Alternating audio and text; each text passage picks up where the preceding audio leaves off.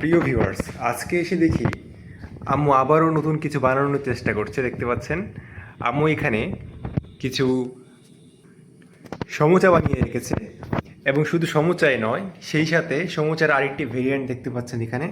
এখানে কিন্তু সমুচার মধ্যে কালো জিরা দেওয়া হয়েছে, আরেক ধরনের সমুচা। কেননা কালো জিরা দিলে সেটার মধ্যে পুষ্টিগুণ বেড়ে যায়। এবং একই সাথে দেখতে পাচ্ছেন এখানে কিন্তু আম্মু রোলও বানিয়ে রেখেছে।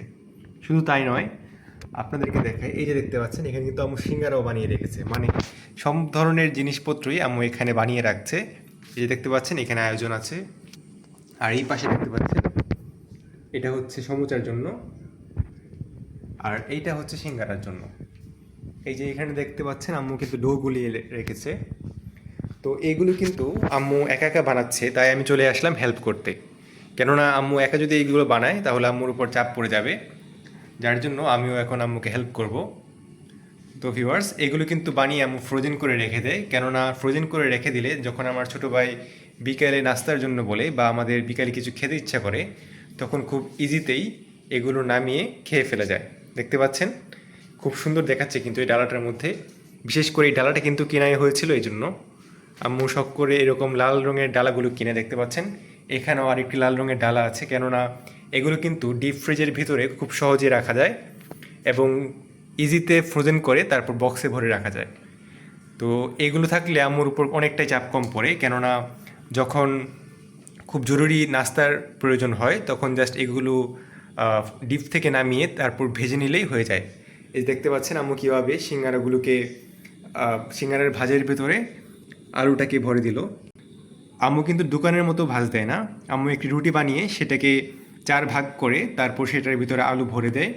দেখতে পাচ্ছেন এভাবে আম্মু একটি রুটির 4 ভাগের একটি অংশে এভাবে আলুটাকে ভরে দিচ্ছে, ভরে তারপর জিনিসটাকে, এই যে দেখুন এখানে একটা পেস্ট আছে, এটা মূলত ময়দা দিয়ে তৈরি, সিঙ্গারার জন্য। হ্যাঁ। ময়দা লবণ আর পানি দিয়ে তৈরি এটা। আর এই জিনিসটা হচ্ছে সমুচার জন্য। তো ভিউয়ার দেখতে পাচ্ছেন এই যে সিঙ্গারাটা কত সুন্দর দেখাচ্ছে। তো আম্মুর এই সিঙ্গারাগুলো কিন্তু খেতেও অনেকটাই মজা দোকানের থেকেও, কেননা আম্মু এটার ভিতরে স্পেশাল কিছু মশলা দেয় এবং অনেক সময় মাংসও থাকে এটার মধ্যে। দেখতে পাচ্ছেন এবার কিন্তু আম্মু এটার ভিতরে গরুর মাংস দিয়েছে, এই যে দেখুন। তো এই জন্য আম্মুর যে সিঙ্গারাটা আছে বা রোল সমুচা যাই বানায় না কেন, জিনিসটা খেতে আরও বেশি দ্বিগুণ টেস্টি হয়, কেননা যেহেতু এটার মধ্যে মাংস ইউজ করা হয়েছে। তো ভিউয়ার্স, আজকের মতো এই পর্যন্তই।